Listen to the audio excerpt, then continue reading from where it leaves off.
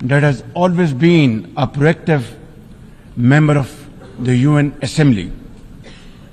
I would like to congratulate you and wish you all the success, Mr. President, on your election as the President of the 79th session of the UN General Assembly. I would also like to appreciate the efforts of Ambassador Dennis Francis for his skillful stewardship of the 78th session of the UNGA. Mr. President, the father of our nation, Quaid-e-Azam Muhammad Ali Jinnah, declared in 1947 that we stand by the United Nations Charter and will gladly make our full contribution to peace and prosperity of the world. Pakistan has stood by this commitment unwaveringly. Today, we are facing most daunting challenges to the world order. Israel's genocidal war in Gaza, a dangerous conflict in Ukraine, destructive conflicts across Africa and Asia, rising geopolitical tensions, resurging terrorism, galloping poverty, stifling debt, and the mounting impact of climate change, we feel the chill of a new world order. In response to these challenges, our Secretary General Antonio Guterres called for the Summit of the Future. It led to the adoption of the 54 actions on development, peace and security, technology and global governance in the Pact of the Future. Mr. President, today I stand before you to express the searing pain and anguish of the people of Pakistan at the plight of the people of Gaza. Our heart bleeds as we witness the tragedy unfolding in the Holy Land, a tragedy that shakes the very conscience of humanity and the foundation of this institution. Mr. President, can we, as human beings, remain silent while children lie buried under the rubble of their shattered homes? Can we turn a blind eye to mothers cradling the lifeless bodies of the children? This is not just a conflict, this is systematic slaughter of innocent people of Palestine.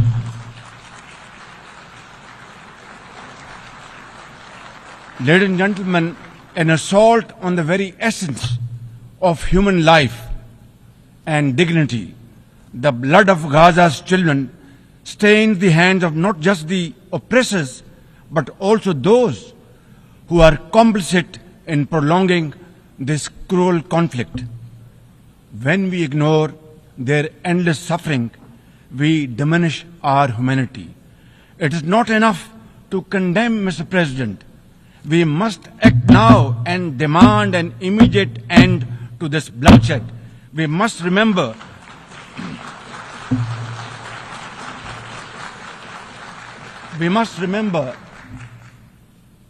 that the blood and sacrifice of the innocent Palestinians will never go waste.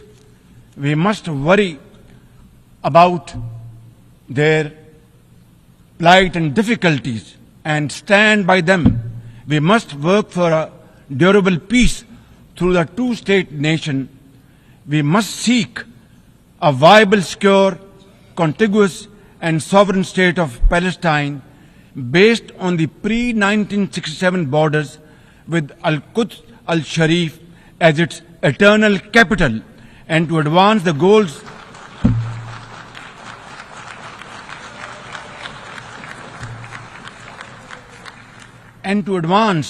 these goals, Palestine must also be immediately admitted as a full member of the United Nations.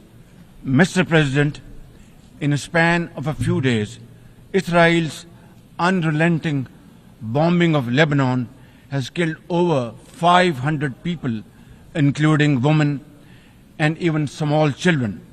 The failure to implement UN resolutions has emboldened Israel.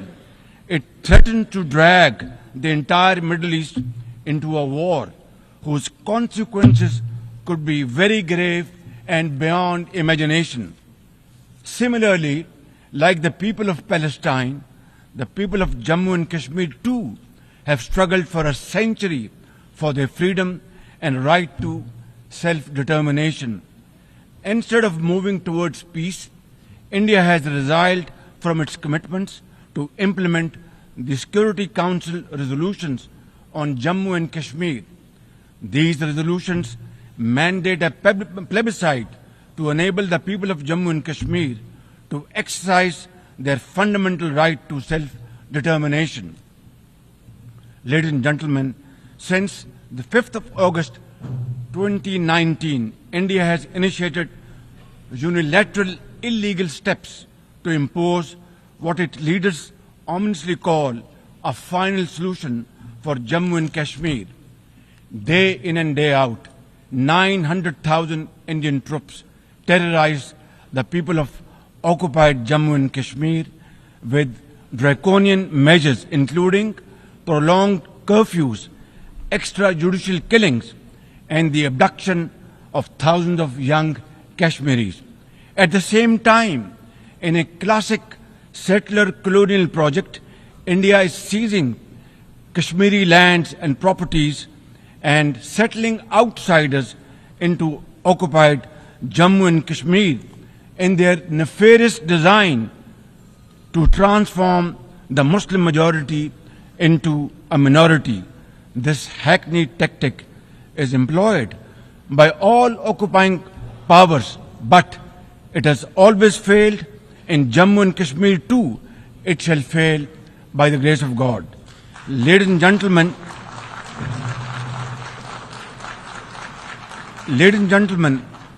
the Kashmiri people are resolute in rejection of the false Indian identity. The New Delhi seeks to impose upon them very, very severe conditions, and atrocities are being committed every hour. India's policy of brutal coercion and oppression in occupied Kashmir has ensured that Burhan Wani's legacy continues to inspire the struggle and sacrifices of millions of Kashmiris. Inspired by the legitimacy of their epic struggle, they remain defiant. Their heart-wrenching stories remind us that behind every statistic lies a human life, a dream deferred, and a hope shattered. Even more worryingly, it is engaged in massive expansion of its military capabilities, which are essentially deployed against Pakistan. Its war doctrines envisage a surprise attack and a limited war under the nuclear overhang. Thoughtlessly, India has spurned Pakistan's proposals for a mutual strategic restraint regime.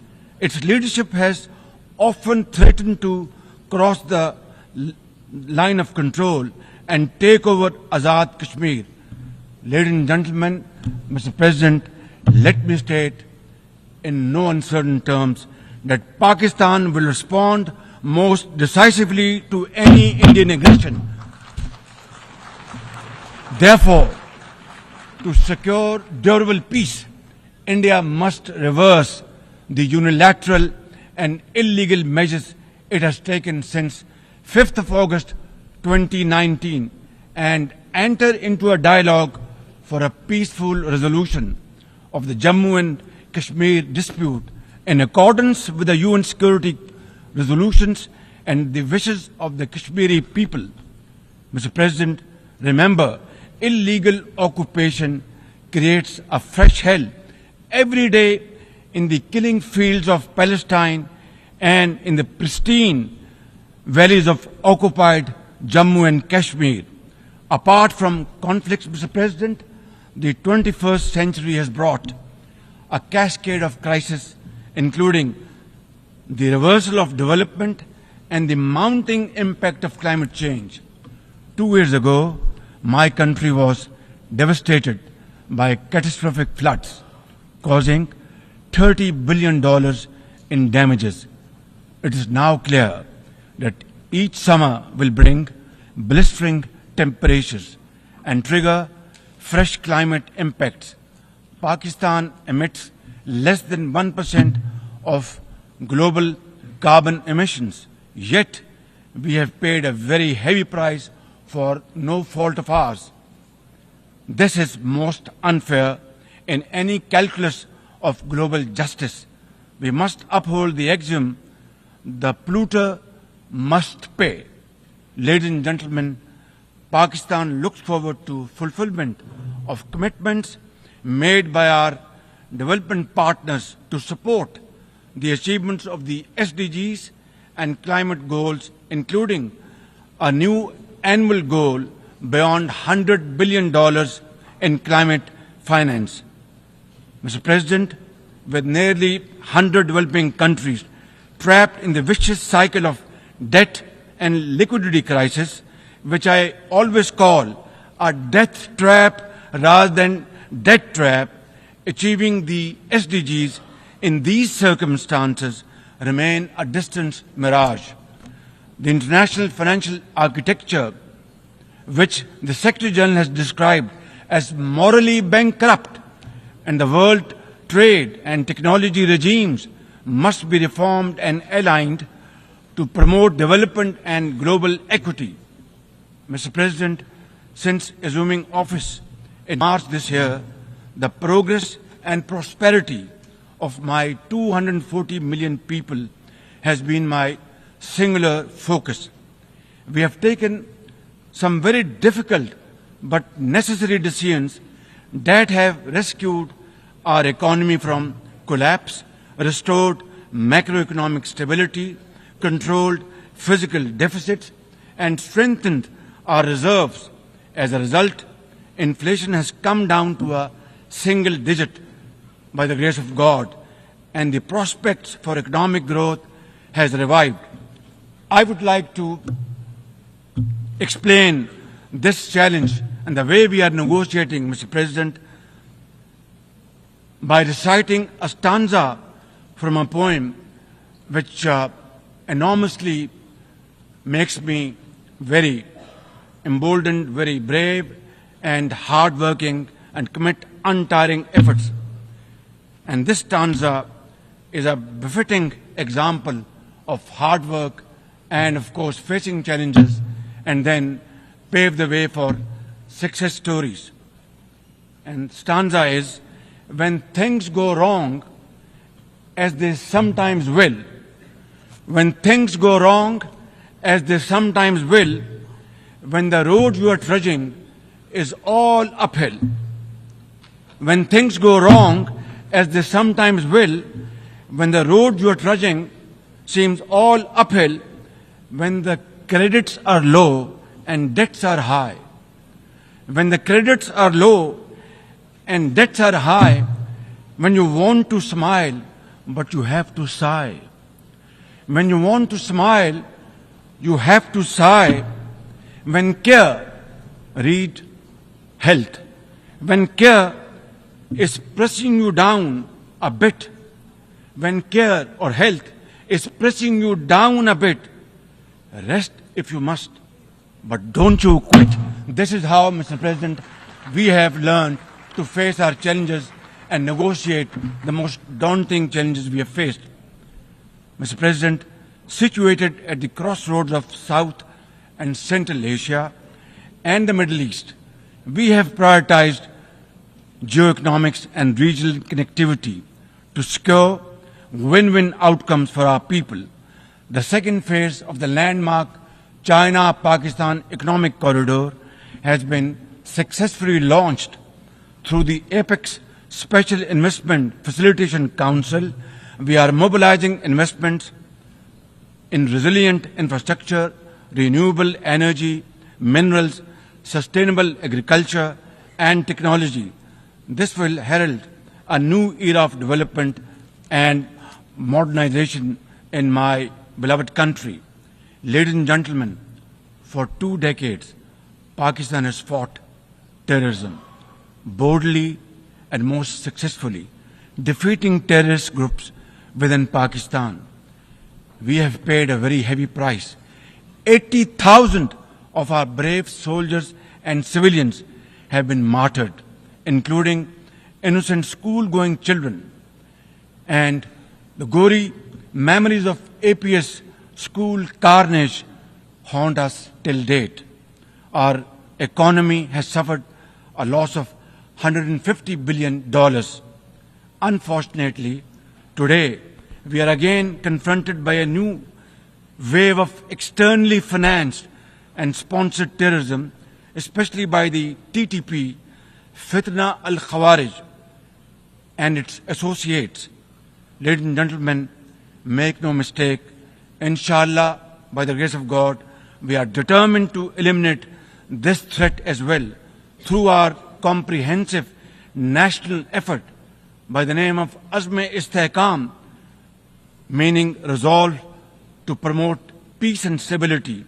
And we will work collectively with the international community to combat all forms of terrorism and reform the global counter-terrorism architecture.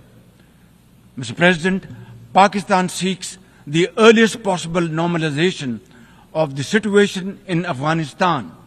We join the UN's appeal for $3 billion in humanitarian assistance to the millions of suffering Afghan brothers and sisters. At the same time, we endorse and share the international expectations that the Afghan interim government would respect human rights, including the rights of women and girls, and promote political inclusion. In particular, the interim government must take effective action to neutralize all terrorist groups within Afghanistan, especially those responsible for cross-border terrorism against neighboring countries. These include ISIL-K, Daesh, the Al-Qaeda associated TTP, Fitna al-Khawarij, Majid Brigade, the BLA, and other terrorist groups which unfortunately are seen on Afghan territory. Mr. President, another troubling global development is the escalation of Islamophobia, which is now manifested by frequent desecrations of the Holy Quran, attacks on mosques, negative stereotyping of Muslims, and acts of discrimination and violence against them. The most alarming manifestation of Islamophobia is the Hindu supremacist agenda in India. It aggressively seeks the subjugation of 200 million Muslims and the obliteration of India's Islamic heritage. Pakistan and the OIC will work with the UN Secretary General and a special envoy to implement a plan of action to combat the scourge.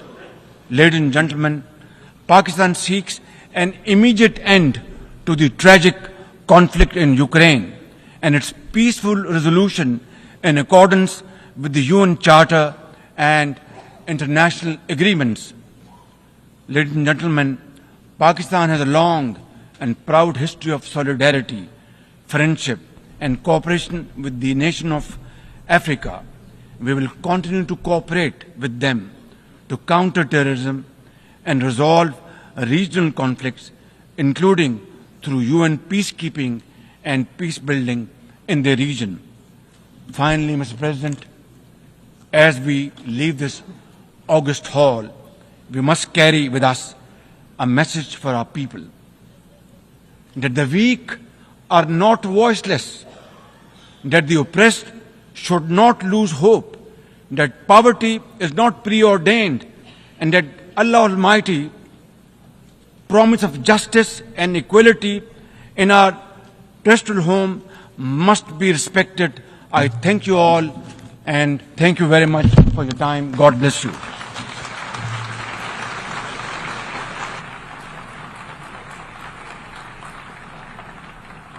On behalf of the Assembly, I wish to thank the Prime Minister of the Islamic Republic of Pakistan.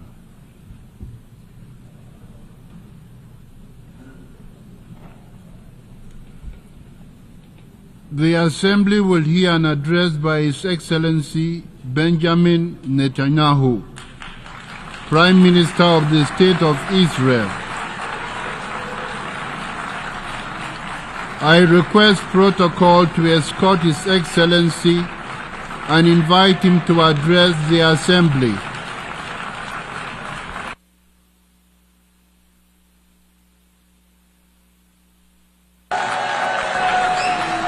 Order, please. Ladies and gentlemen, order.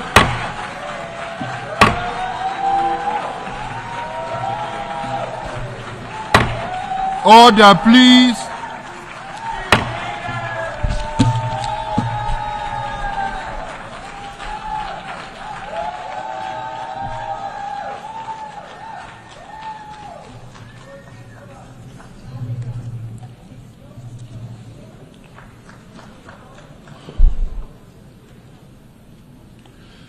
Mr. President,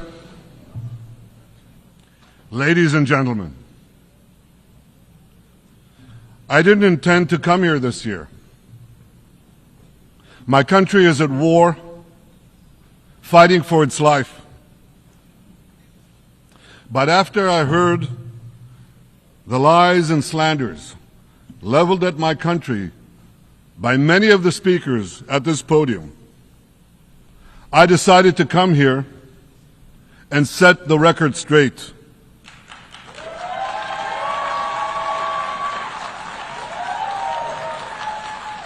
I decided to come here to speak for my people, to speak for my country, to speak for the truth.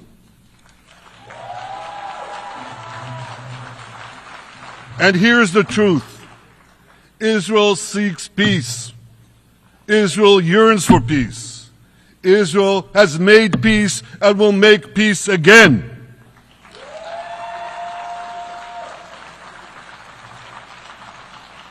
Yet we face savage enemies who seek our annihilation, and we must defend ourselves against these savage murderers. Our enemies seek not only to destroy us, they seek to destroy our common civilization and return all of us to a dark age of tyranny and terror. When I spoke here last year, I said we faced the same timeless choice that Moses put before the people of Israel thousands of years ago. As we were about to enter the Promised Land, Moses told us that our actions will determine whether we bequeath to future generations a blessing or a curse. And that is the choice we face today. The curse of Iran's unremitting aggression, or the blessing of a historic reconciliation between Arab and Jew. In the days that followed that speech, the blessing I spoke of came into sharper focus. A normalization deal between Saudi Arabia and Israel seemed closer than ever. But then came the curse of October 7th. Thousands of Iranian-backed Hamas terrorists from Gaza burst into Israel in pickup trucks, on motorcycles, and they committed unimaginable atrocities. They savagely murdered 1,200 people. They raped and mutilated women. They beheaded men. They burned babies alive. They burnt entire families alive, babies, children, parents, grandparents, in scenes reminiscent of the Nazi Holocaust. Hamas kidnapped 251 people from dozens of different countries, dragging them into the dungeons of Gaza. Israel has brought home 154 of these hostages, including 117 who returned alive. I want to assure you, we will not rest until the remaining hostages are brought home too. And some of their family members are here with us today. I ask you to stand up.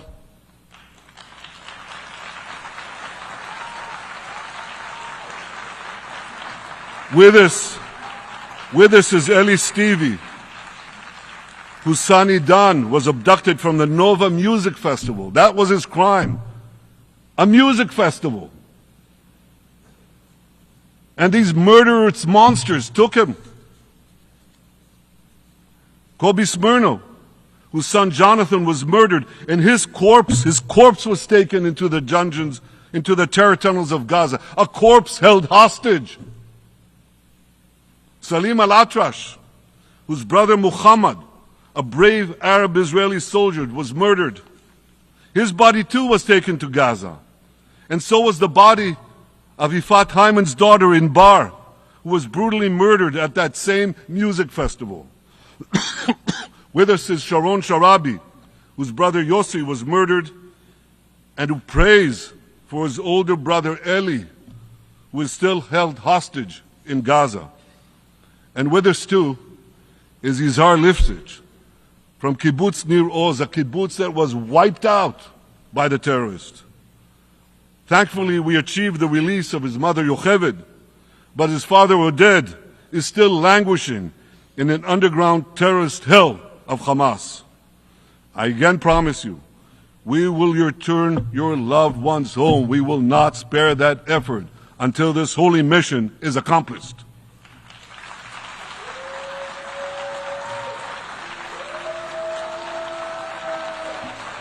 Ladies and gentlemen, the curse of October 7th began when Hamas invaded Israel from Gaza. But it didn't end there. Israel was soon forced to defend itself on 6 more war fronts organized by Iran. On October 8th, Hezbollah attacked us from Lebanon. Since then, they fired over 8,000 rockets at our towns and cities, at our civilians, at our children. 2 weeks later, the Iran-backed Houthis in Yemen launched drones and missiles at Israel, the first of 250 such attacks, including one yesterday aimed at Tel Aviv. Iran's Shiite militias in Syria and Iraq have targeted Israel dozens of times over the past year as well. Fueled by Iran, Palestinian terrorists in Judea and Samaria perpetrated scores of attacks there and throughout Israel. And last April, for the first time ever, Iran directly attacked Israel from its own territory, firing 300 drones, cruise missiles, and ballistic missiles at us. I have a message for the tyrants of Tehran. If you strike us, we will strike you. There is no place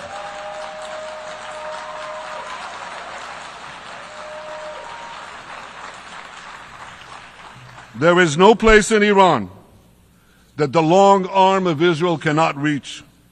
And that's true of the entire Middle East.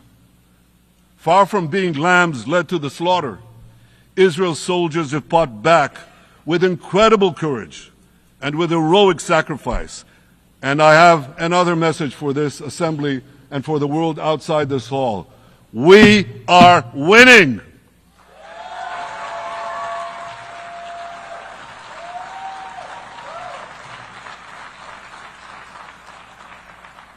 Ladies and gentlemen, as Israel defends itself against Iran in the seven-front war, the line separating the blessing and the curse could not be more clear.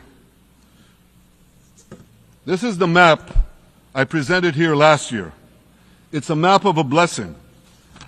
It shows Israel and its Arab partners forming a land bridge connecting Asia and Europe between the Indian Ocean and the Mediterranean Sea. Across this bridge, we will lay rail lines, energy pipelines, fiber optic cables, and this will serve the betterment of 2 billion people.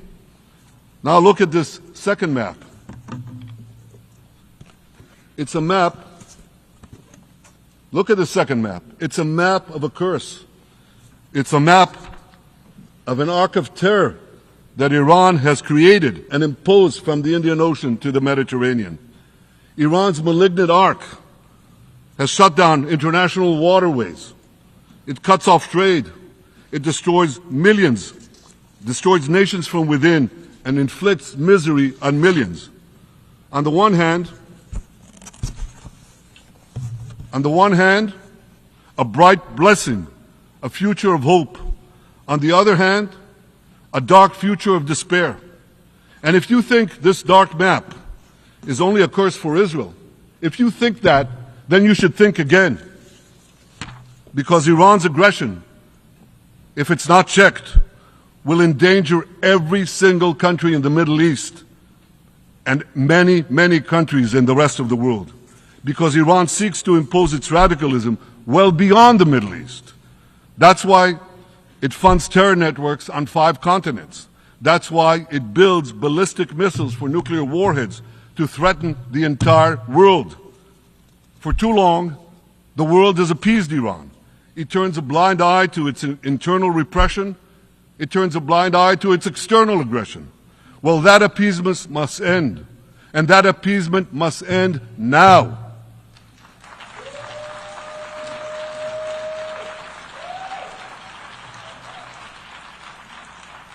Nations of the world should support the brave people of Iran who want to rid themselves of this evil regime. Responsible governments should not only support Israel in rolling back Iran's aggression, they should join Israel. They should join Israel in stopping Iran's nuclear weapons program.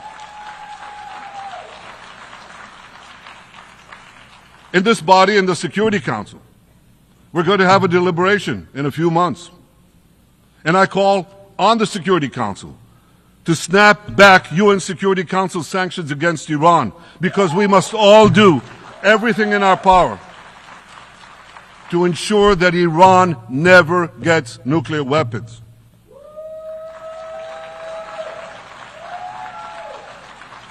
For decades, I've been warning the world against Iran's nuclear program.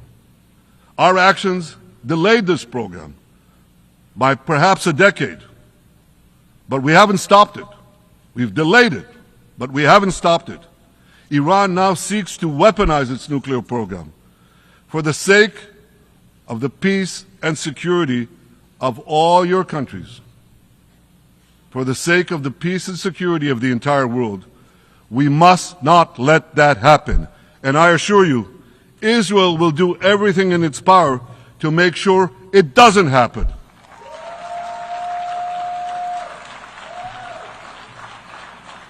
So, ladies and gentlemen, the question before us is simple. Which of these 2 maps that I showed you will shape our future? Will it be the blessings of peace and prosperity for Israel, our Arab partners, and the rest of the world? Or will it be the curse in which Iran and its proxies spread carnage and chaos everywhere? Israel has already made its choice. We've decided to advance the blessing. We're building a partnership for peace with our Arab neighbors while fighting the forces of terror that threaten that peace. For nearly a year, the brave men and women of the IDF have been systematically crushing Hamas's terror army that once ruled Gaza. On October 7th, the day of that invasion into Israel, that terror army numbered nearly 40,000 terrorists. It was armed with more than 15,000 rockets. It had 350 miles of terror tunnels, an underground network bigger than the New York subway system, which they used to wreak havoc above and below ground. A year later, the IDF has killed or captured more than half of these terrorists, destroyed over 90% of their rocket arsenal, and eliminated the key segments of their terror tunnel network. In major military operations,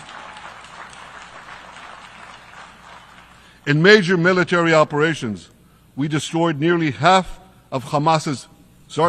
all of Hamas's terror battalions, 23 out of 24 battalions. Now, to complete our victory, we are focused on mopping up Hamas's remaining fighting capabilities. We are taking out senior terrorist commanders and destroying remaining terrorist infrastructure. But all the while, and I'll say this one more time, we remain focused on our sacred mission, bringing our hostages home. And we will not stop until that mission is complete. Now, ladies and gentlemen, even with Hamas's greatly diminished military capability, the terrorists still exercise some governing power in Gaza by stealing the food that we enable aid agencies to bring into Gaza. Hamas steals the food, and then they hike the prices. They feed their bellies, and then they fill their coffers with money that they extort from their own people. They sell the stolen food at exorbitant prices. And that's how they stay in power. Well, this too has to end, and we're working to bring it to an end.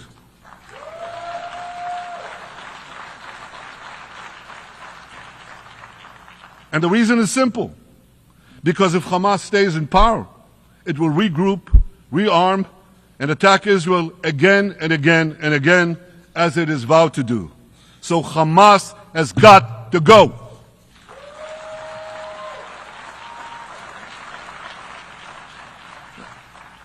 Just imagine, for those who say, well, Hamas has to stay, it has to be part of a post-war Gaza, imagine in a post-war situation in World War II, imagine allowing the defeated Nazis in 1945 to rebuild Germany. It's inconceivable. It's ridiculous. It didn't happen then. It's not going to happen now.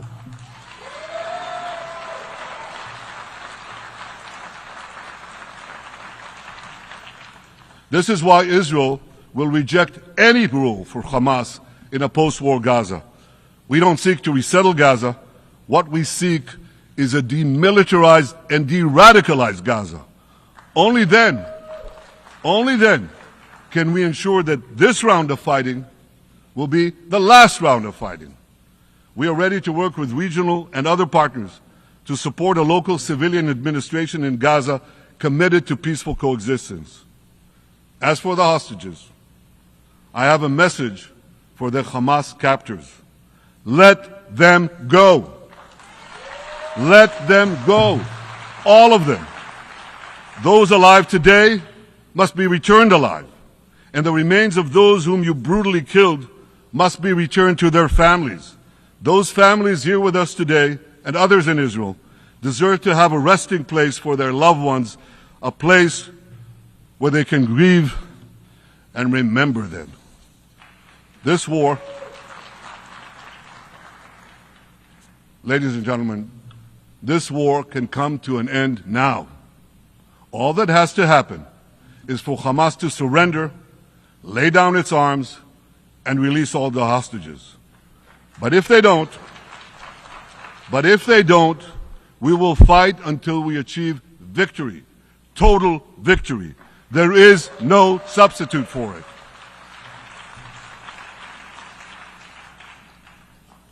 Israel must also defeat Hezbollah in Lebanon. Hezbollah is the quintessential terror organization in the world today. It has tentacles that span in all continents. It has murdered more Americans and more Frenchmen than any group except bin Laden. It's murdered the citizens of many countries represented in this room. And it has attacked Israel viciously over the last 20 years, in the last year, completely unprovoked. A day after the Hamas massacre, on October 7th, Hezbollah began attacks against Israel, which forced more than 60,000 Israelis on our northern border to leave their homes, becoming refugees in their own land. Hezbollah turned vibrant towns in the north of Israel into ghost towns. So I want you to think about this in equivalent American terms. Just imagine if terrorists turned El Paso and San Diego into ghost towns. Then ask yourself, how long would the American government tolerate that? A day? A week? A month? I doubt they tolerate it even for a single day. Yet Israel has been tolerating this intolerable situation for nearly a year. Well, I've come here today to say, enough is enough.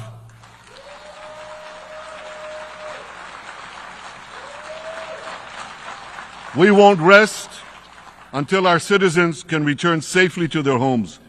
We will not accept a terror army perched on our northern border, able to perpetrate another October 7th-style massacre.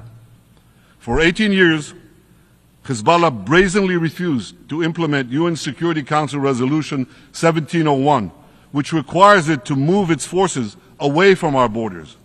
Instead, Hezbollah moved right up to our border. They secretly dug terror tunnels to infiltrate our communities and indiscriminately fired thousands of rockets into our towns and villages. They fire these rockets and missiles not from military sites, not from that. They do that too.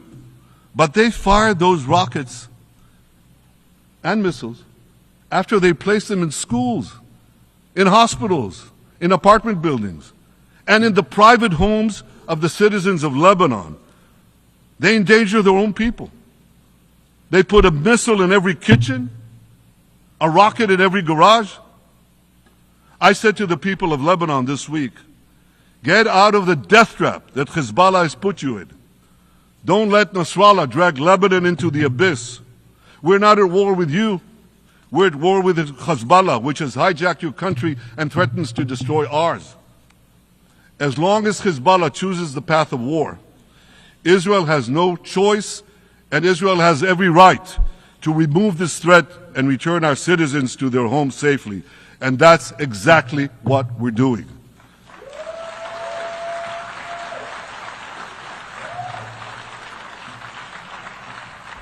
Just this week, the IDF destroyed large percentages of Hezbollah's rockets, which had built with Iran's funding for 3 decades. We took out senior military commanders who not only shed Israeli blood, but American and French blood as well. And then we took out their replacements, and then the replacements of their replacements. And we'll continue degrading Hezbollah until all our objectives are met.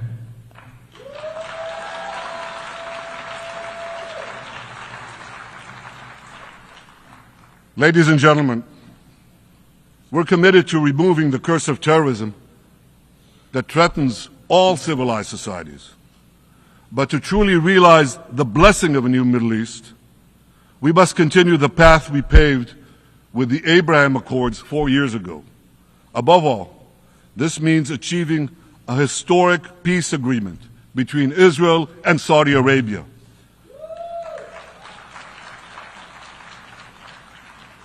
And having seen the blessings that we've already brought with the Abraham Accords, the millions of Israelis who've already flown back and forth across the Arabian Peninsula, over the skies of Saudi Arabia, to the Gulf countries, the trade, the tourism, the joint ventures, the peace, I say to you, what blessing such a peace with Saudi Arabia would bring. It would be a boon to the security and economy of our two countries. It would boost trade and tourism across the region. It would help transform the Middle East into a global juggernaut. Our two countries could cooperate on energy, water, agriculture, artificial intelligence, and many, many other fields. Such a peace, I'm sure, would be a true pivot of history. It would usher in a historic reconciliation between the Arab world and Israel, between Islam and Judaism, between Mecca and Jerusalem. While Israel is committed to achieving such a peace, Iran and its terror proxies are committed to scuttling it. That's why one of the best ways to foil Iran's nefarious designs is to achieve the peace. Such a peace would be the foundation for an even broader Abrahamic alliance. And that alliance would include the United States, Israel's current Arab peace partners, Saudi Arabia, and others who choose the blessing of peace. It would advance security and prosperity across the Middle East and bring enormous benefits to the rest of the world. With American support and leadership, I believe this vision can materialize, and much sooner than people think. And as the Prime Minister of Israel, I will do everything in my power to make it happen. This is an opportunity that we and the world should not let go by.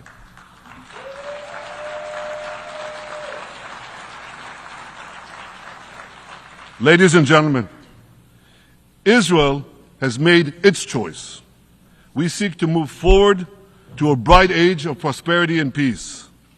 Iran and its proxies have also made their choice. They want to move back to a dark age of terror and war. And now I have a question. And I pose that question to you. What choice will you make? Will your nation stand with Israel? Will you stand with democracy and peace? Or will you stand with Iran, a brutal dictatorship that subjugates its own people, exports terrorism across the globe? In this battle between good and evil, there must be no equivocation. When you stand with Israel, you stand for your own values and your own interests.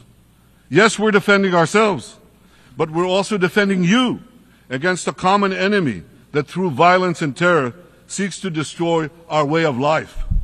So there should be no confusion about this. But unfortunately, there is a lot of it in many countries and in this very hall, as I've just heard. Good is portrayed as evil, and evil is portrayed as good. We see this moral confusion when Israel is falsely accused of genocide, when we defend ourselves against enemies who try to commit genocide against us. We see this too when Israel is absurdly accused by the ICC prosecutor of deliberately starving Palestinians in Gaza. What an absurdity! We helped bring in 700,000 tons of food into Gaza. That's more than 3,000 calories a day for every man, woman, and child in Gaza. We see this moral confusion when Israel is falsely accused of deliberately targeting civilians. We don't want to see a single person, a single innocent person die. That's always a tragedy. And that's why we do so much to minimize civilian casualties, even as our enemies use civilians as human shields. And no army has done what Israel is doing to minimize civilian casualties. We drop flyers, we send text messages, we make phone calls by the millions to ensure that Palestinian civilians get out of harm's way. We spare no effort in this noble pursuit. We see yet another profound moral confusion when self-described progressives march against the democracy of Israel. Don't they realize they support the Iranian-backed goons in Tehran and in Gaza, the goons who gun down protesters, murder women for not covering their hair, and hang gays in public squares, some progressives? According to the U.S. Director of National Intelligence, Iran funds and fuels many of the protesters against Israel. Who knows, maybe some of the protesters, or even many of the protesters outside this building now. Ladies and gentlemen, King Solomon, who reigned in our eternal capital, Jerusalem, 3,000 years ago, proclaimed something that is familiar to all of you. He said, "There is nothing new under the sun." Well, in an age of space travel, quantum physics, and artificial intelligence, some would argue that's a debatable statement. But one thing is undeniable. There is definitely nothing new at the United Nations.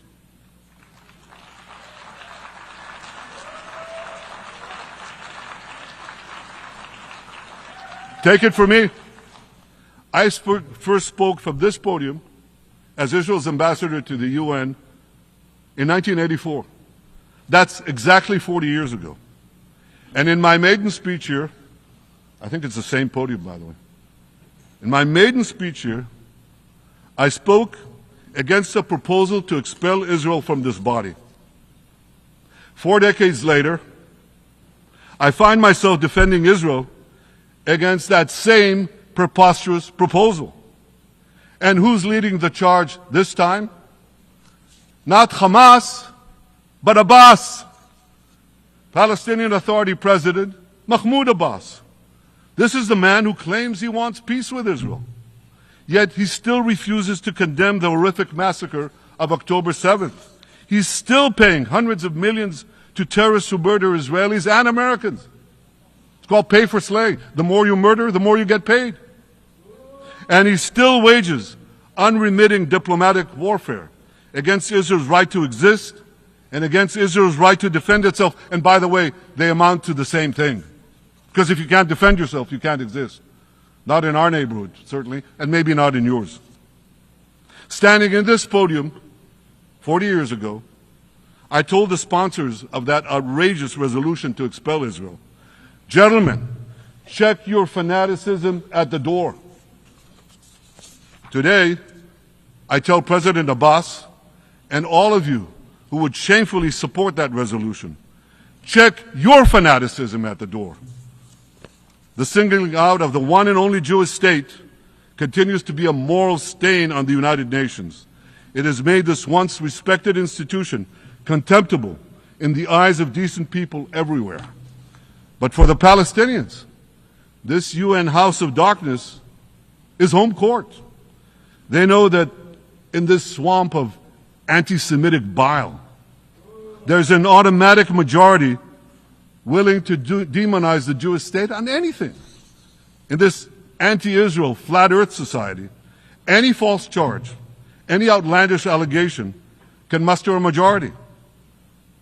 In the last decade, there have been more resolutions passed against Israel in this hall at the UN General Assembly than against the entire world combined. Actually, more than twice as many. Since 2014, this body condemned Israel 174 times. It condemned all the other countries in the world 73 times. That's more than 100 extra condemnations for the Jewish state. What hypocrisy, what a double standard, what a joke. So the UN's hostility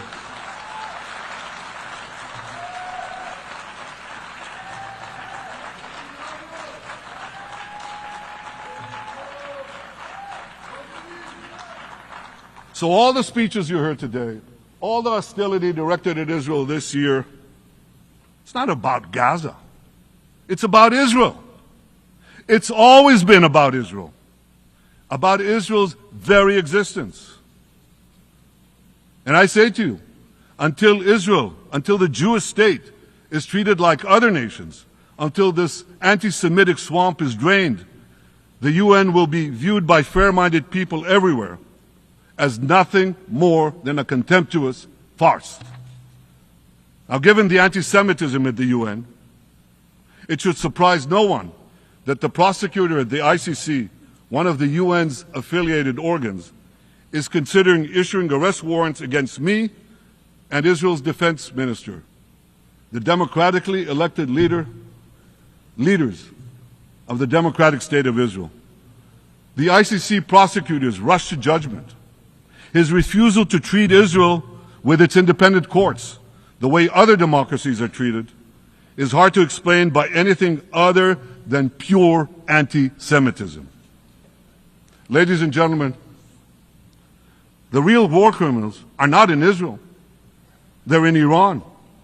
They're in Gaza, in Syria, in Lebanon, in Yemen. Those of you who stand with these war criminals, those of you who stand with evil against good, with a curse against the blessing, those of you who do so should be ashamed of yourselves.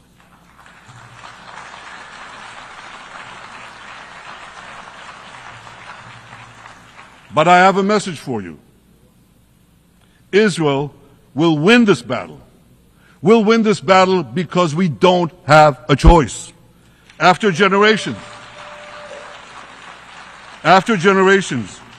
in which our people were slaughtered, remorselessly butchered, and no one raised a finger in our defense, we now have a state. We now have a brave army, an army of incomparable courage, and we are defending ourselves. As the book of Samuel says in the Bible, Netzach Yisrael lo yishaker. The eternity of Israel will not falter.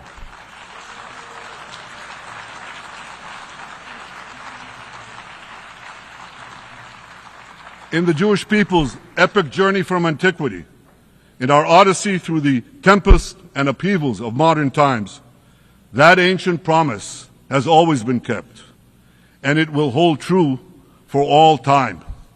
To borrow a great poet's phrase, Israel will not go gently into that good night.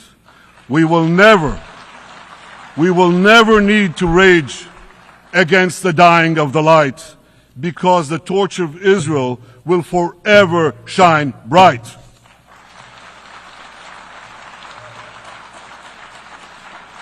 To the people of Israel and to the soldiers of Israel, I say, be strong and of good courage. חזקו ואמצו ואל תיראו מפניהם, כי אדוני אלוהיך הוא ההולך עמך, לא ירפך ולא יעזבך. Am Yisrael Chai, the people of Israel live, now, tomorrow, forever. Thank you.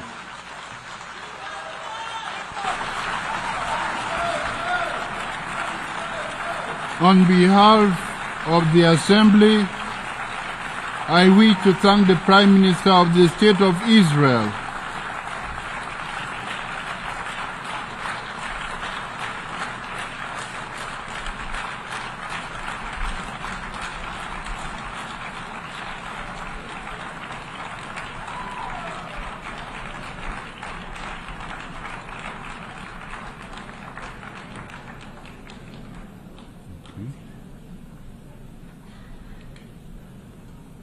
The Assembly will hear an address by Her Excellency Mia Amor Motley, Minister, Minister for National Security and the Public Service, and Minister for Finance, Economic Affairs and Investment of Barbados. I request protocol to escort Her Excellency and invite her to address the Assembly.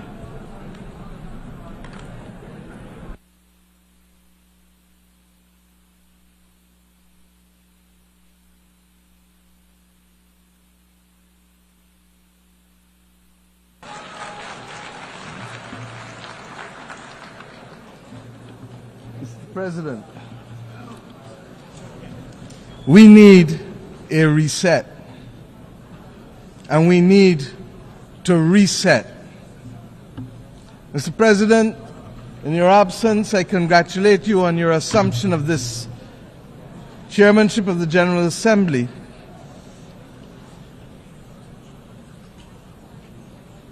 We can wait.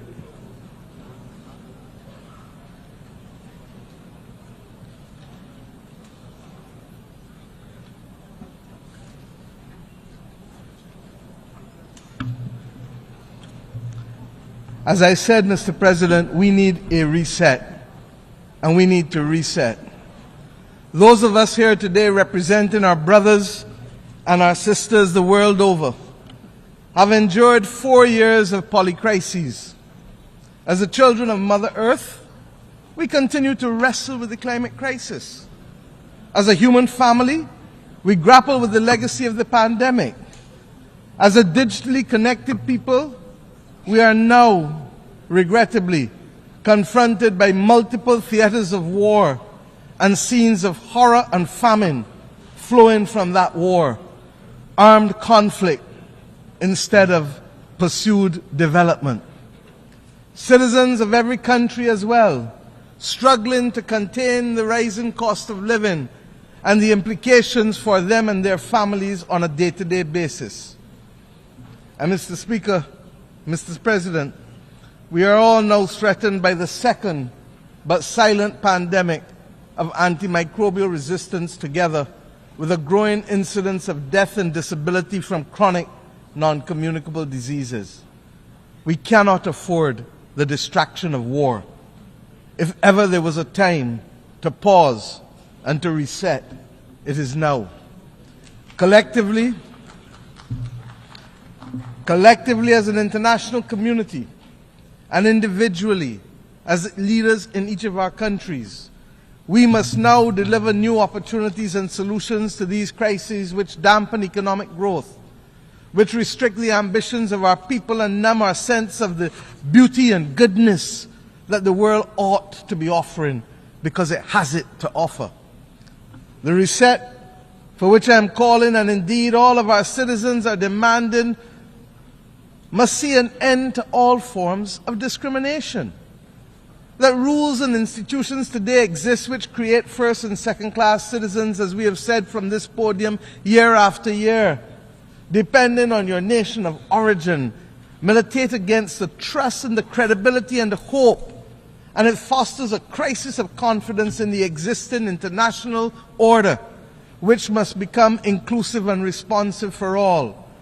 More than any other complaint from this podium has been the disparity in treatment and the inability to be able to have fair and transparent treatment for all that would lead to the trust necessary for us to solve the problems of our times that are truly beyond man-made causes. Neo-colonialist structures that perpetuate and reflect an old world order characterized by racism and classism and misogyny, while ignoring the legitimate aspirations of billions, will not help to foster the hope or trust that is necessary to meet these polycrises. We must ensure that the global institutions give developing countries, especially small vulnerable states like my own, or vulnerable middle-income countries, seats at the table of decision-making where we can be seen, heard, become active agents in our own cause and lead our own development paradigms.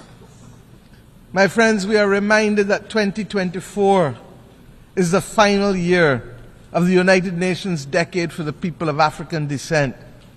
Much has been achieved, but the recognition, the justice, and the development for people of African descent that was promised by this decade has, to say the least, not yet been fully realized. And it is for this reason that the Caribbean community joins the growing chorus, and my own country in particular, for the immediate proclamation of a second decade, to complete the unfinished work and address the matter of reparations for slavery and colonialism.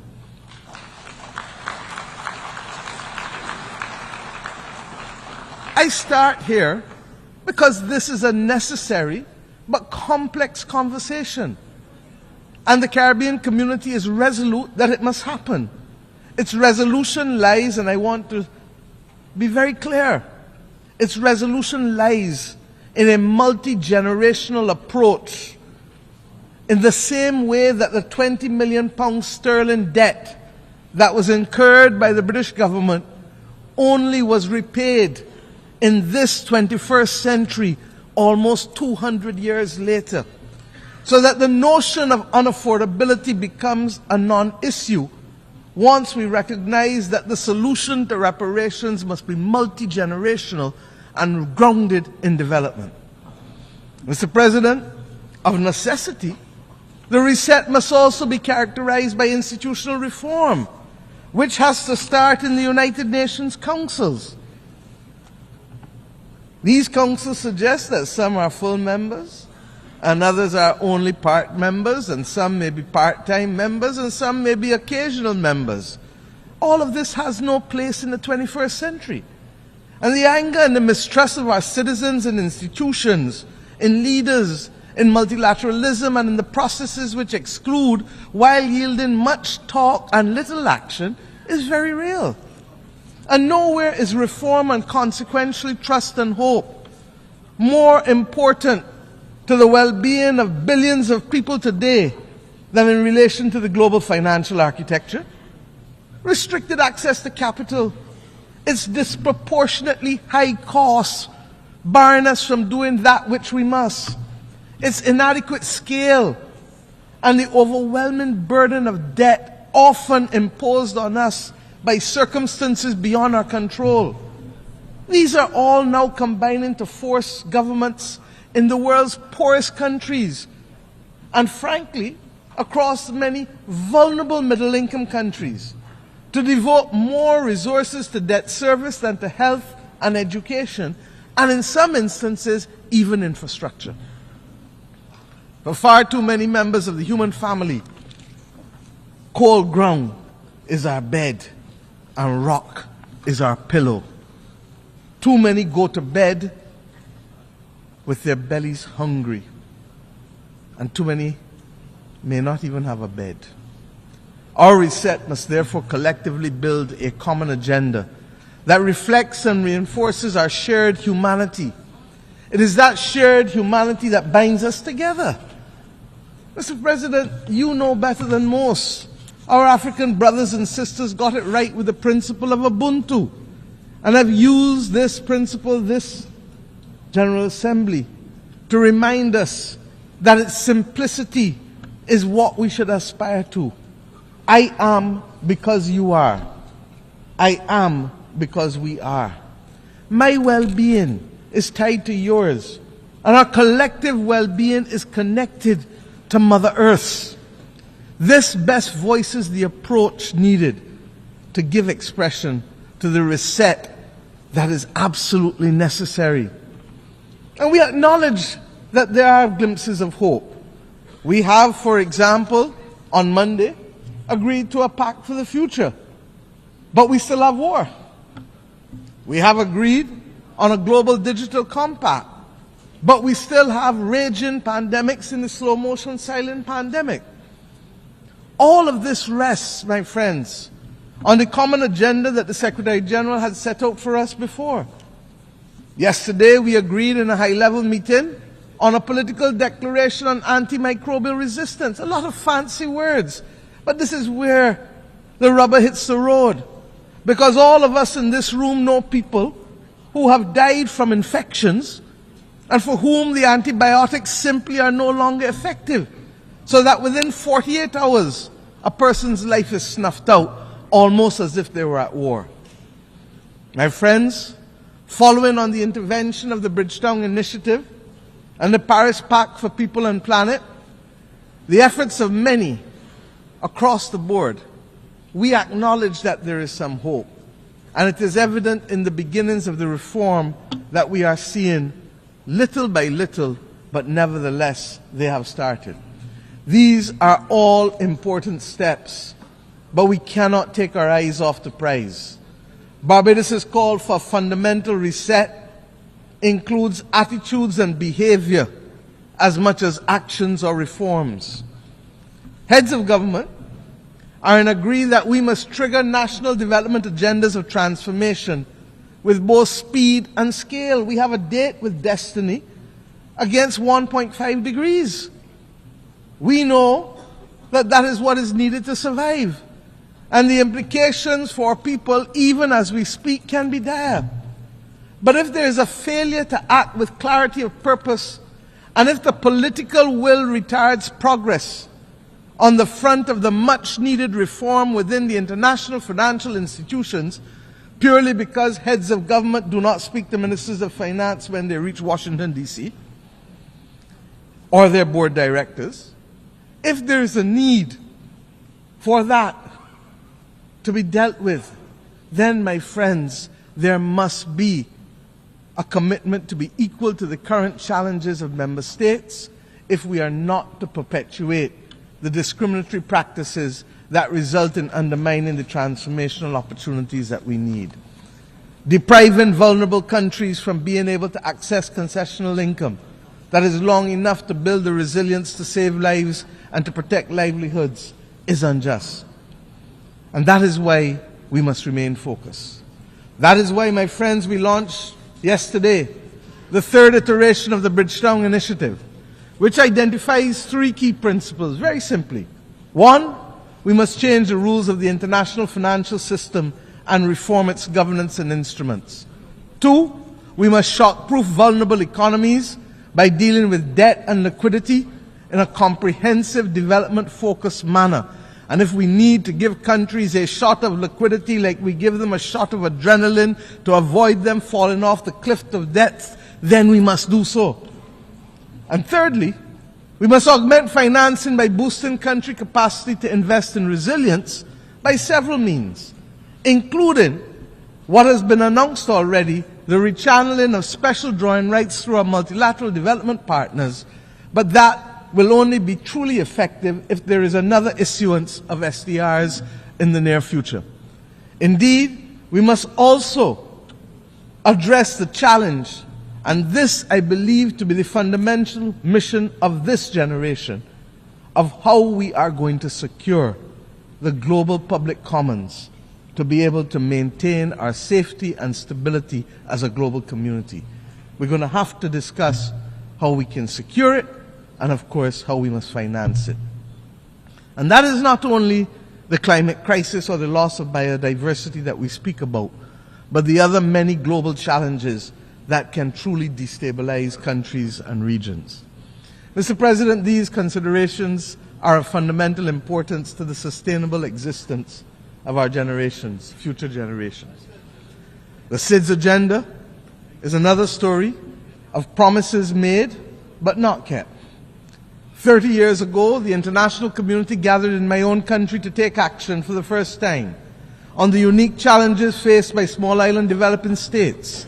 We birthed in my home country the first ever global agenda for small island developing states, which became known as the Barbados Program of Action. I thank Mauritius for its strategy of implementation, Samoa for its pathway.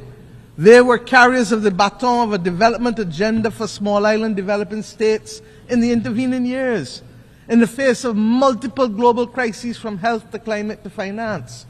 The vulnerabilities, yes, of our countries as small states have become more pronounced. In May of this year, we gathered in Antigua and Barbuda for the 4th International Conference on Small Island Developing States. And I call on the international community and the multilateral system to let us work together to ensure that the promise created in Bridgetown in 1994 is delivered and realized through the Antigua and Barbuda Agenda for SIDS 2024, otherwise known as ABBAS. Let me use this opportunity as well to inform you that 2 days ago we took over the presidency of the Climate Vulnerable Forum, the V20 countries of the world, from Ghana, whose president I would like to thank for the excellent stewardship of the group over the past 2 years, and indeed for the strengthening of its institutional capacity. The priorities of our term as chair of the V20 countries will be the multiple dimensions of climate crisis, dealing with them, the impact of the climate crisis on human health, and of course, the issue of debt and climate, because if we don't solve that, we cannot take the appropriate actions to deal with climate. I invite all United Nations members who are not yet members of the V20 but who are climate vulnerable to join this group, because it is only through amplification of our voices and consistency of our message and solidarity that we will continue to see the pace and scale of reforms that we need to be able to save our people's lives. I commend to you the declaration of the leaders of the Climate Vulnerable Forum that was adopted this week on Wednesday. Mr. President, above all else, we need a global reset on peace. There needs to be global peace. And those of us who are old enough would have recognized that there are peaks and valleys as it relates to this issue of conflict. There are few areas where the world is more in need of the United Nations acting as the United Nations to secure the objectives of the Charter than in the area of the peace and security. The silence that has engulfed Sudan is unacceptable and may well be rooted in the racism that the world still carries as a badge of honor from the victories of the last great war of the World War II. The actions in Myanmar cannot continue. Ukraine has sucked more oxygen out of the global community and the global financial system than any of us can appropriately accept at the very time when the world needs to be applying its resources and efforts to fighting the greatest crisis known to mankind. And the spread of the war from Gaza to the consequences in the West Bank to now clearly what is happening in Lebanon as we speak with Israel, all of these are but the tip of an iceberg of death, violence, and instability, and robs the global community of oxygen and resources at the very time when we need it most in a strategic way. We all know, as students of history, that even the longest war in history came to an end. These wars, yes, they too will come to an end. But the question is when and at what cost, and without much loss of life, with how many children not being able to be either given the chance to live or will now live with memories of war that will affect their every action for the next 60, 70, 80 years of their lives. Innocent people are paying the price with the one thing that is theirs to give, and they don't give it willingly. It is their life. Unless we address the root causes of these wars, one by one, and the manners in which they are being sustained and financed, we will never know anything else other than war and rumors of war in these theaters. The transmittal of these scenes of horror in real time into people's bedrooms, into people's living rooms, will trigger two extreme reactions, neither of which are acceptable to us in the third decade of the 21st century. We will either get the desensitizing of ordinary people to the loss of lives, especially those of innocent children and women on the one hand, or we will get, on the other hand, the anger and inclination for vengeance that it spawns necessarily. We need peace. And it cannot be too difficult for us to work for peace.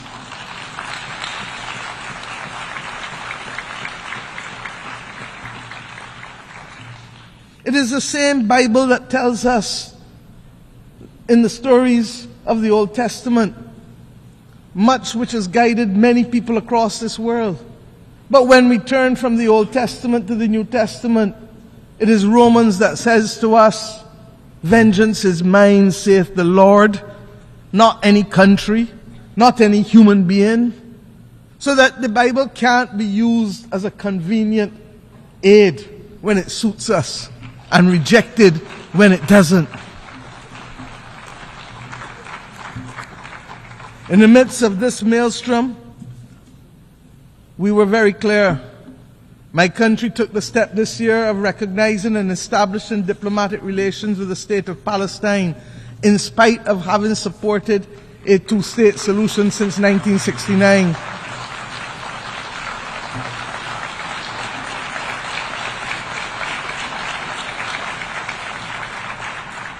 And we did this because it is clear to us that the state and people of Palestine, human beings, are entitled to full recognition by integration into and support from the international community. The Charter does not say we the people, with the exception of any one group from any one part of the world. We join with others, therefore, in congratulating the state of Palestine in taking their seat among the United Nations member states as they did on the 10th of September of this year.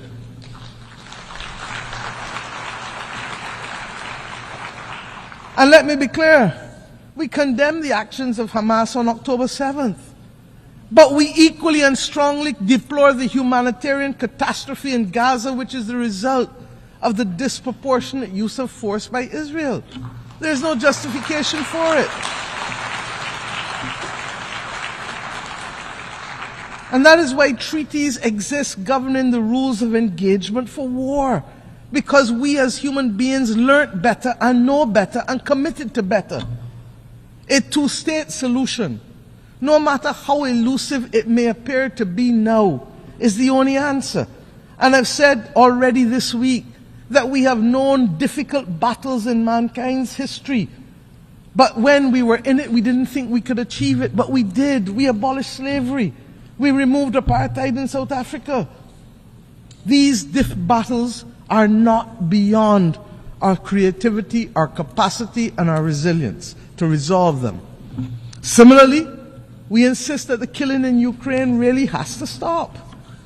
The people of Ukraine must be allowed to live within the internationally recognized boundaries of their state in peace and freedom from the threat of use or force. And as I said, it is sucking too much oxygen out of the global financial system, and countries that should be the beneficiary of aid are being told that they may have to wait in the interest of the defense of others because of war. I say to us truly, there has to be a singular commitment to build a peace. Truly. Mr. President, my own region has not escaped the scourge of instability and violence. The Americas do not constitute today a theater of war, but we are today witnessing, for some years now, an unprecedented escalation in the number and caliber of assault weapons which are finding themselves in the hands of criminals who are wreaking havoc on the legal systems and our societies, particularly in the small island developing states of the Caribbean and indeed in the wider states of Central and Latin America. This scourge caused by guns manufactured in the United States of America primarily also requires a fundamental reset. The right of persons to bear arms in countries not engaged in military conflict should not be an opening to accept as legitimate the presence of assault weapons in countries. It is simply not right. There is no place for assault weapons in our societies. I turn now to the fate of the people of Haiti, which continues to be of major concern to our people in the Caribbean region. The global community now has an opportunity for an essential reset with how it addresses its relationship with Haiti, and which has been born in all kinds of semi and partial concern over the course of the last few decades. We continue to have it as a recurring decimal because we have failed to solve the problems and put them on a sustainable path to development for its people. What is needed is transformation of our sister nation. And yes, we must provide first and foremost security, but transformation must be its handmaiden. The government and people of Haiti need the full support of the international community, not just in the short term, but in the long term. And yes, this starts by extending the mandate of the Multinational Security Support Force, escalating the work of the United Nations, deploying all the tools of bilateral, regional, and global cooperation, not excluding countries who want to participate for spurious reasons, ensuring that those of us who can step up to the plate by significantly increasing the pledge funds that we do so, because we know that it takes cash to be able to deploy the forces and the police necessary to help with the restoration, so that Haitian mother or that Haitian child can go about their day-to-day life without fear of being assaulted or killed or being denied the right to work because of their simple fear of walking the streets. The Caribbean community has been working hard this year to support our largest member state. And in the early part of the first few months of this year, we met on Haiti almost 3 to 4 times a week to guarantee the stability that we ask you now to help us secure. We thank the efforts of the Eminent Persons Group of former CARICOM Prime Ministers who were on the front line of helping to resolve this complex problem day in and day out so that we could find a political consensus for Haiti. That Haiti had at this General Assembly both the interim president of the Transitional Council and Prime Minister Cornille is a remarkable achievement given where Haiti was in February of this year. Let them continue on a path, please, of securing their future. And we cannot be on this podium speaking about Haiti without thanking Kenya and President Ruto for their remarkable leadership. After many delays and in what represents now a historical precedent for an African country, they have ensured that an African country has taken the lead in helping to tackle the peace and security challenge beyond its own continent. That is the kind of reset that we need in the international community. And Mr. President, you cannot come on this platform regrettably, although I look forward to the day when I will not have to say it, when we must ask for reprieve for the people of Cuba. It is unacceptable, it is unconscionable, and that it continues today is a mark on our international conscience. The Cuban people continue to face the most dire of economic circumstances, and that this is directly as a result of its exclusion and its designation as a state sponsor of terrorism. And I have addressed our only knowledge of terrorism, and Cuba is in fact the downing of the Cubana plane off the waters of Barbados, where Cubans, Guyanese, and Koreans were killed. My friends, Cuba has been a valuable partner, stepping up for us when it has mattered most, by the provision of nurses and doctors in pandemics, and by the provision of other essential workers when the global community needed it, and when people needed to be liberated in southern Africa. The reality is that we must have and continue to have resolve in calling for the embargo to be lifted, and we will condemn it year after year after year because it is simply wrong. As we say so, we pray that the people of Cuba, as they determine what damages they have found from Hurricane Helen, as well as we pray for the people of Florida, who clearly are going to spend the next few days identifying the damage as a result of a hurricane that hit Category 4 when it reached Florida. This is the climate crisis that we speak about. The people of Nigeria are still counting the bodies with respect to the floods that took place there. We have hard work to do. In our own Caribbean region, Beryl literally decimated the islands of Carriacou and Union Island, and indeed would have affected Grenada and St. Vincent more broadly. Jamaica and my own country's coastal infrastructure was significantly affected, with our fishing industry, 90% of it being decimated. This season of superlatives, with its floods and droughts, its hurricanes and fires, will take the lives and livelihoods of too many. The climate crisis is hitting us almost weekly across the globe. The deniers of the climate crisis, they too need a reset that will admit of the absolute necessity of collective action by the global community to save our way of life and our planet. Mr. President, at the start of this week, the skies were much darker. I truly believe so. We are starting to see some glimmers of light.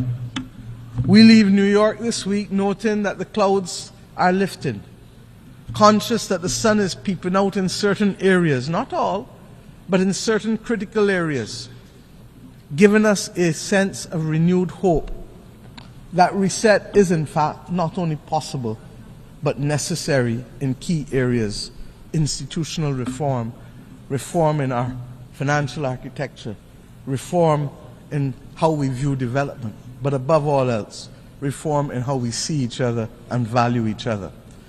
This hope springs from the Pact for the Future and the many declarations that we have made here, the terms in which my fellow leaders spoke from this platform for the most part, the urgent need to recognize reset, reset, reset, even if they didn't call it by that name. It is as if we all truly understand and accept the challenge of rising to solve the major difficulties that are faced by the people of the world, and to recognize that global moral strategic leadership requires of us the commitment to redress the wrongs and to take care of saving people and planet. But recognition of the need for the reset, while it is the first step in any issue, what is now also needed is eternal vigilance as our companion, so that as we take the steps to transform attitudes and institutions and rules, we will not succeed overnight. We will not succeed even in the next decade. But if we don't do the reset to change the legacy of centuries of exploitation and domination, we will not be fit for purpose to meet the needs of our people in the third decade of the 21st century. I can think, therefore, of no better way to conclude than with a song that I had cause to use almost 30 years ago from my own country. Song from Edwin Yearwood when I first stood on this podium almost 30 years ago in 1995 as a young minister of youth. And I quote, "A voice in my head keeps talking to me. It tells me the road is long. It tells me we must be strong. Roll with the pain and roll with the strife, for today is the rest of the start of your life." Mr. President, may the new hope fostered here this week signal the start of a new deal for people who hitherto were not seen, and even with the existence of this body, whose voice and presence were not felt. These people have been recognized too often, and these countries, as mere statistics, and not with the human dignity that is their birthright, or the human dignity that is the conferred right from these United Nations. Mr. President, I thank you.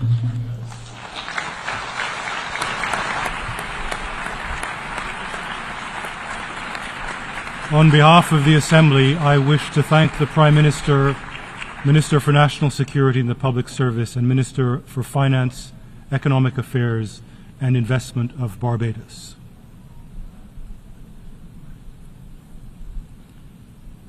The Assembly will now hear an address by His Excellency Tshering Tobgay, Prime Minister of the Kingdom of Bhutan.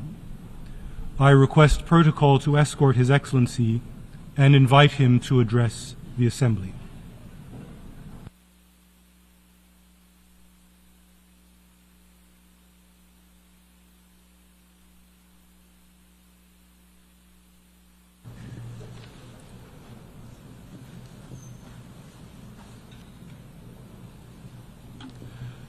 Mr. President, Mr. Secretary General, Excellencies, distinguished delegates, I bring to you warm greetings from His Majesty the Druk Gyalpo. Excellencies, 53 years ago, on the 21st of September 1971, a small Himalayan kingdom was admitted to the United Nations.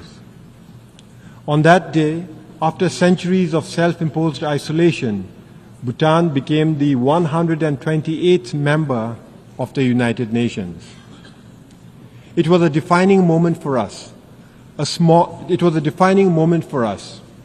When a small, poor, landlocked country nestled in the world's highest mountain joined the global community of nations. That same year, the United Nations created the least developed country category to provide targeted support to the world's poorest nations. Bhutan was among the first to be admitted in that list. Back then, our economy was primarily agrarian, operating largely on a barter system. Our per capita GDP income stood at just $215. Life expectancy was barely 40 years. Infant mortality was tragically high at 142 deaths for every 1,000 live births. And our literacy rate was woefully low. We had only, in fact, less than 300 students in the few scattered schools that had been established to provide modern education. Today, I stand before you with a story of transformation and progress. Our per capita GDP has risen to more than $3,500. Life expectancy has increased to 70 years. Infant mortality has plummeted to 15 deaths per 1,000 live births. And our literacy rate, it has climbed to 71%, with youth literacy skyrocketing to 99%. I am pleased to report to this august assembly that because of our all-round progress, last December, 52 years after joining the United Nations, Bhutan graduated from the LDC category. To achieve this achievement did not come easily. It was a journey marked by hard work, perseverance, and sacrifice. But we were not alone. We had the support of many friends who accompanied us on this important journey. I take this opportunity to extend our deep gratitude to the United Nations and its specialized agencies. I would also like to thank all our development partners, including Japan, the European Union, the World Bank, and the Asian Development Bank for their unwavering support. But most importantly, I would like to reserve our deepest thanks to India, our closest friend and neighbor. They have been with us from the very beginning of our development journey and have remained steadfast in their support and friendship. Excellencies, graduating from the LDC category is a significant milestone. But what truly matters is that we did it in our own terms. Under the leadership of our enlightened monarchs, Bhutan has pursued a development path grounded in the philosophy of gross national happiness. This approach places the happiness and well-being of our people at the center of our development agenda. Thanks to gross national happiness, our economy, while it is still small, is sustainable and inclusive. Healthcare and education are free for all. Our unique culture not only survives, but thrives. More than 72% of our land is under forest cover, and we are recognized as a biodiversity hotspot and a carbon-negative country. Our democracy, a gift from our king, has been embraced by a reluctant population.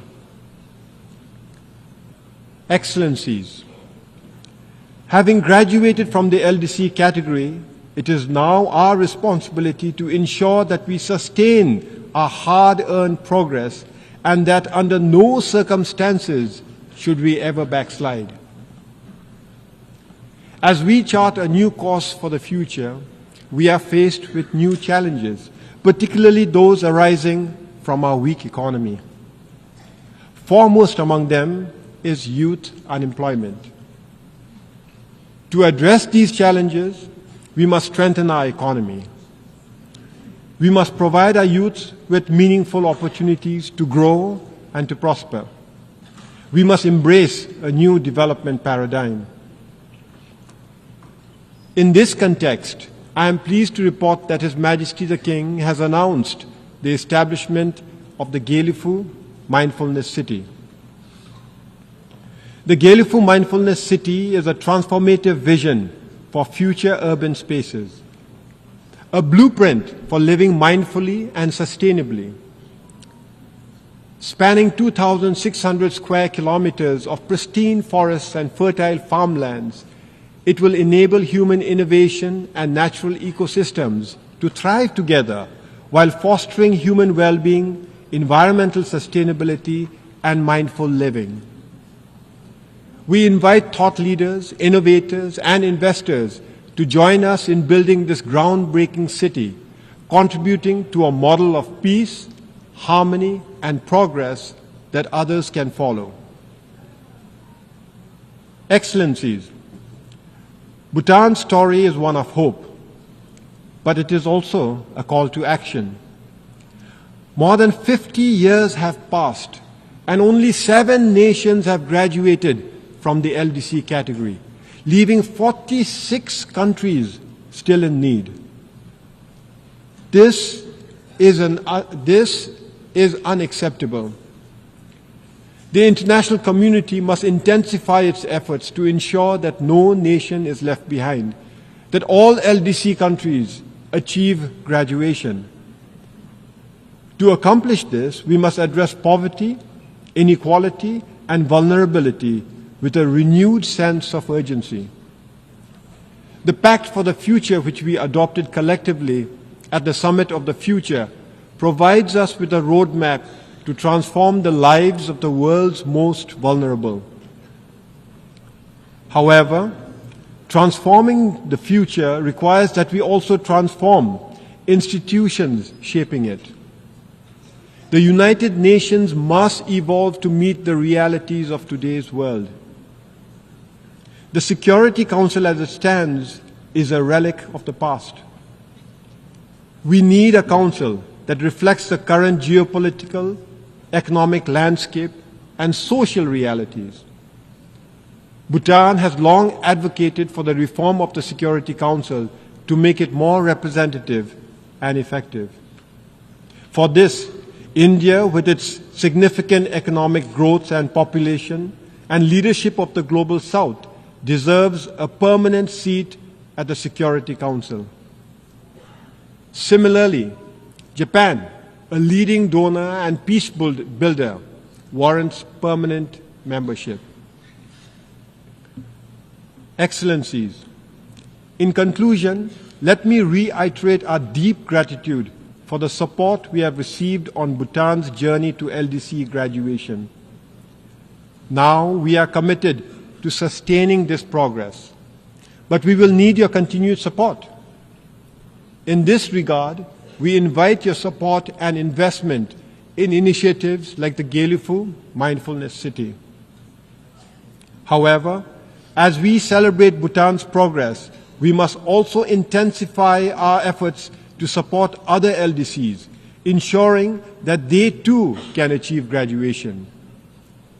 In this regard, the role of the United Nations is more critical than ever, reinforcing the imperative for multilateralism in addressing the global challenges we face. As we look to the future, I have the honor to close by repeating a profound message from His Majesty, our beloved King.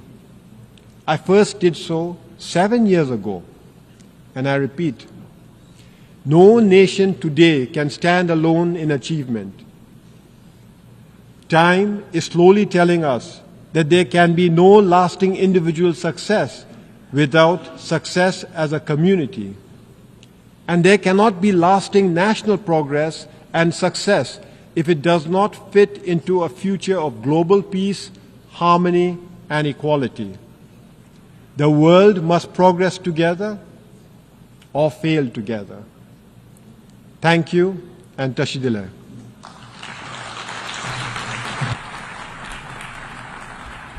On behalf of the Assembly, I wish to thank the Prime Minister of the Kingdom of Bhutan.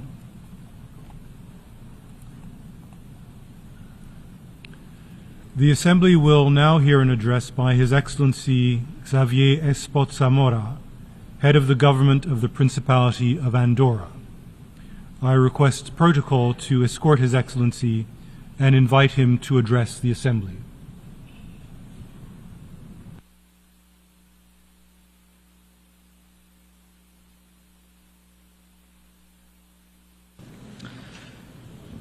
Senyor President, senyor Secretari General, Excel·lències, senyores i senyors. Voldria iniciar aquesta intervenció felicitant Sa Excel·lència el senyor Philemon Yang per la seva elecció com a president de la 79a Assemblea General de les Nacions Unides.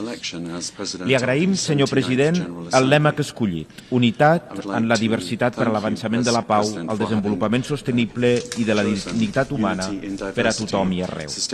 Un lema amb el qual no podem estar més d'acord i que compartim plenament perquè el nostre país, el Principat d'Andorra, és l'evidència de la capacitat de les persones de perviure al llarg de gairebé 800 anys d'història de manera pacífica gràcies al respecte i a l'entesa en el si d'un territori que mai ha conegut guerres ni ha tingut exèrcits.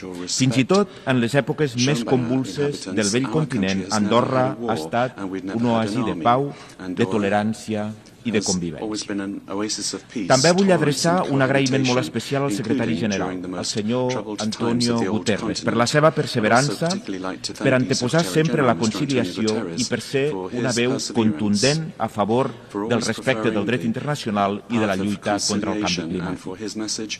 En concret, vull fer una menció especial a l'impuls del secretari general a la Cimera del Futur, de la qual es desprèn el Pacte per al Futur que el meu país ha subscrit amb l'objectiu de reforçar el sistema multilateral i adoptar mesures concretes que ens permetin fer front als nous reptes i forjar un full de ruta per encarar els riscos existencials que amenacen la humanitat i la civilització i les condicions d'habitabilitat del planeta.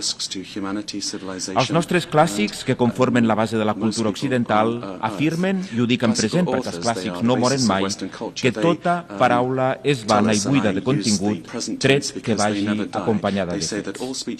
Importen, per damunt de tot, les obres i l'acció de les persones al llarg de la seva vida. Totes les civilitzacions són filles de les circumstàncies concretes que les han envoltat i molt sovint passen a la història per les seves conquestes. Però quina és la conquesta, quina és la vocació i quin és el llegat que deixarà aquesta civilització? O millor dit, quina és la conquesta, la vocació i el llegat que volem que deixi aquesta civilització. Senyores i senyors, avui, des d'Occident, oblidem sovint que la democràcia és quelcom que va molt més enllà de dipositar una papereta cada 4 o 5 anys. Perquè el que sosté el concepte de democràcia són els valors que se'n desprenen, entre els quals hi ha la dignitat, la tolerància, la igualtat, la llibertat i el respecte, tant per a les persones com per a les nacions. Uns valors que aquesta mateixa Assemblea General es va encarregar de blindar fa 76 anys amb la Declaració Universal dels Drets Humans. Però sembla que l'esperit amb el qual es va forjar aquesta mateixa declaració com un símbol de la pau i de la dignitat després de 2 guerres mundials devastadores es va esvaint poc a poc. L'avenç dels posicionaments polítics extrems s'explica com la reacció davant d'un ordre que es percep com amenaçat. El sentiment de pèrdua d'un passat no gaire llunyà i molt millor que el present envaeix les generacions actuals i es reactiva amb la percepció que el canvi climàtic provocarà un empitjorament de les condicions de vida, que la globalització i els moviments migratoris ens dilueixen i despersonalitzen com a societat o que els infants, els adolescents i els joves d'avui viuran pitjor que els seus pares. Ens trobem, per tant, en un punt d'inflexió en què cal encarar realment aquest debat i aportar respostes concretes i efectives per contrarrestar, per evitar tot plegat. A les portes del 80è aniversari, les Nacions Unides han de continuar sent l'organització en majúscules d'aquest món, des d'on tots els estats que la integrem i li donem sentit remem en la mateixa direcció, que no és altra que donar una resposta efectiva als grans reptes del nostre temps per deixar un llegat esperançador a les generacions futures.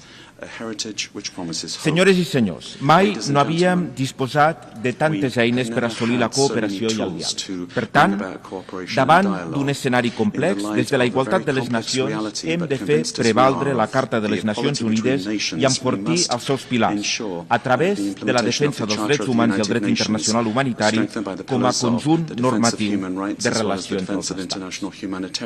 La gravetat dels conflictes a Ucraïna, a Gaza, al Líban, al Sudan o d'altres que malauradament ja són permanents, com a la regió del Sahel, no ens poden deixar indiferents i cal fer una crida urgent per arribar a un dels objectius més nobles de la política, la pau. Hem d'unir-nos i saber trobar solucions als conflictes fora de la violència i els recursos militars. Per aquest motiu, fem una crida a les parts per treballar amb horitzons de pau, per tenir respecte i per acatar, com deia, les normes del dret internacional humanitari, perquè res no justifica els atacs que està patint la població civil, perquè res no justifica els atacs contra hospitals i escoles i perquè res no justifica que utilitzem la fam com una estratègia de guerra. Res no justifica tanta irracionalitat, una irracionalitat de la qual els nens i les nenes són les principals víctimes. En l'agenda internacional andorrana, la infància i l'adolescència ocupen un lloc molt destacat, perquè creiem fermament que són el present i el futur i, per tant, tota acció al seu favor esdevé estratègica per al desenvolupament de qualsevol país. Per aquest motiu, des d'un inici hem estat donant tot el nostre suport a l'oficina de la representant especial del secretari general per als infants dels conflictes armats i, més recentment, a l'estudi sobre l'impacte del canvi climàtic en els infants i els conflictes armats. I quan els preguntava a l'inici de la meva intervenció quina és la conquesta, quina és la vocació, el llegat que volem deixar, no hi ha d'haver dubte. Assegurar un món en pau per als infants i per als adolescents i aconseguir que les generacions futures no visquin pitjor, sinó que participin plenament del progrés, tal com ha quedat palès aquests dies a la Cimera. Excel·lències, l'any 1993 el nostre país va entrar a formar part de les Nacions Unides. Ens trobàvem en un context internacional força esperançador, amb una Europa reunificada després de la Guerra Freda. I quan vam fer el pas d'entrar a formar part d'aquesta organització, ho vam fer amb el convenciment que som una societat oberta al món que comparteix amb la comunitat internacional els reptes i les oportunitats globals. Perquè els problemes del món també són els nostres problemes i per això volíem i volem ser partícips de les solucions a aquests problemes. Han passat més de 3 dècades i malgrat que hagin tornat els fantasmes de la Guerra Freda, malgrat que el conflicte a l'Orient Mitjà hagi assolit una tensió sense precedents, malgrat que l'avenç dels extremismes sigui preocupant, el nostre país creu fermament en el concert de les nacions, en el compromís internacional i en el multilateralisme com els millors instruments, els únics instruments per resoldre tot plegat. Però Andorra també acorda una importància particular a la cooperació regional.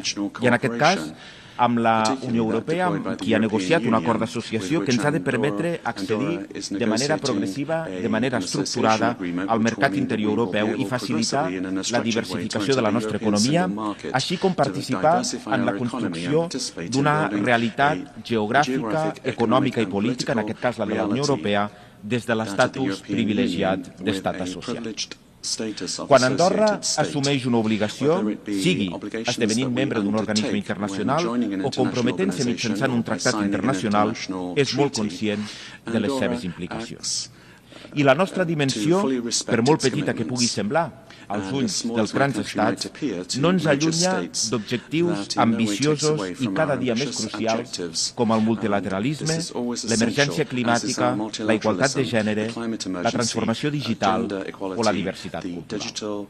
En aquest darrer àmbit, Andorra està orgullosa d'haver cofacilitat un any més la resolució sobre el multilingüisme a les Nacions Unides juntament amb Guatemala. Senyores i senyors, és cert que el canvi climàtic és una amenaça global, però també és ben cert que hi ha territoris que en resulten més afectats que d'altres. Ho són aquelles regions on el nivell del mar augmenta i també els territoris de muntanya amb un ecosistema més vulnerable. I aquest és el nostre cas, el cas d'Andorra. El canvi climàtic pot arribar a modificar els nostres hàbits vitals i també l'economia del nostre país. Per aquest motiu, hem fet de la lluita contra el canvi climàtic una de les nostres més grans fites, tant a escala internacional com a escala nacional. Des de la ratificació el 2011 del Conveni Marc de les Nacions Unides sobre el canvi climàtic, Andorra ha complert les seves obligacions de comunicació sota els principis de transparència, coherència, comparabilitat, exhaustivitat i precisió, i ho ha fet anticipant-se a més a les exigències del Conveni. El 2015, Andorra va ser una de les parts pioneres del Conveni Marc a comunicar la seva contribució a escala nacional i a actualitzar-la el 2020 i el 2022 amb la finalitat d'incrementar els objectius a mitjà termini i assolir la neutralitat climàtica al 2050.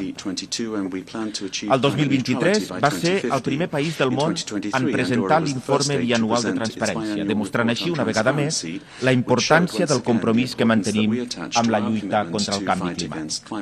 En l'àmbit nacional també hem fet grans esforços per implementar una nova política energètica amb l'objectiu d'augmentar progressivament la producció nacional d'energia renovable i substituir les fonts